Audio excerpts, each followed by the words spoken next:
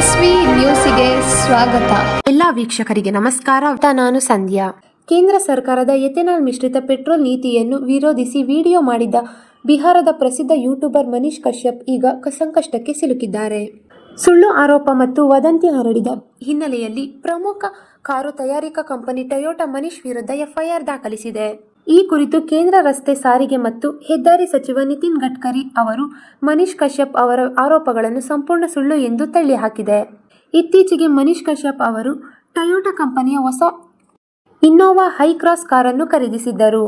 Car ಖರೀದಿಸಿದ ಕೆಲವೇ ದಿನಗಳಲ್ಲಿ ಅದರ ಇಂಜಿನ್ನಲ್ಲಿ ಭಾರೀ ಕಂಪನ ಮತ್ತು ಶಬ್ದ ಬರುತ್ತಿದೆ ಎಂದು ಟೊಯೋಟಾ ಸರ್ವಿಸ್ ಸೆಂಟರ್ನಿಂದ ವಿಡಿಯೋವೊಂದನ್ನು ಸೋಷಿಯಲ್ ಮೀಡಿಯಾದಲ್ಲಿ ಹಂಚಿಕೊಂಡಿದ್ದನ್ನು ಇಲ್ಲಿ ಗಮನಿಸಬಹುದು.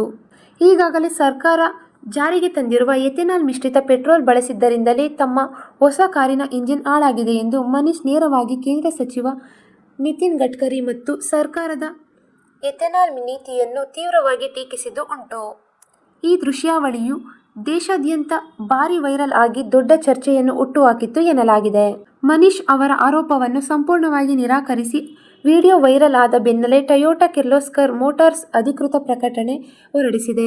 ಕಂಪನಿಯ ತಾಂತ್ರಿಕ ಪರಿಣಿತರು ಕಾರನ್ನು ತಪಾಸಣೆ ನಡೆಸಿದಾಗ ಮಹತ್ವದ ಸತ್ಯ ಹೊರಬಿದ್ದಿದೆ.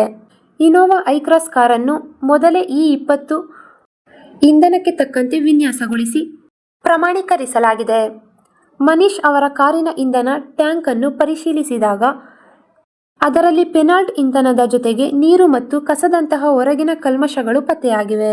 ಸಮಸ್ಯೆಯು ಕಲಬೆರಕೆ ಇಂಧನದಿಂದಾಗಿದೆಯೇ ಹೊರತು E20 ಪೆಟ್ರೋಲ್ನಿಂದಲ್ಲ ಎಂದು ಸ್ಪಷ್ಟಪಡಿಸಿದ ಕಂಪನಿ, ಸುಳ್ಳು ಮಾಹಿತಿ ಹರಡಿ ಕಂಪನಿಯ ಹೆಸರಿಗೆ ಮಸಿ ಬಳಿಯಲು ಪ್ರಯತ್ನಿಸಿದ್ದ ಮನೀಶ್ ವಿರುದ್ಧ ಎಫ್ಐಆರ್ ದಾಖಲಿಸಿರುವುದು ಕಂಡುಬಂದಿದೆ.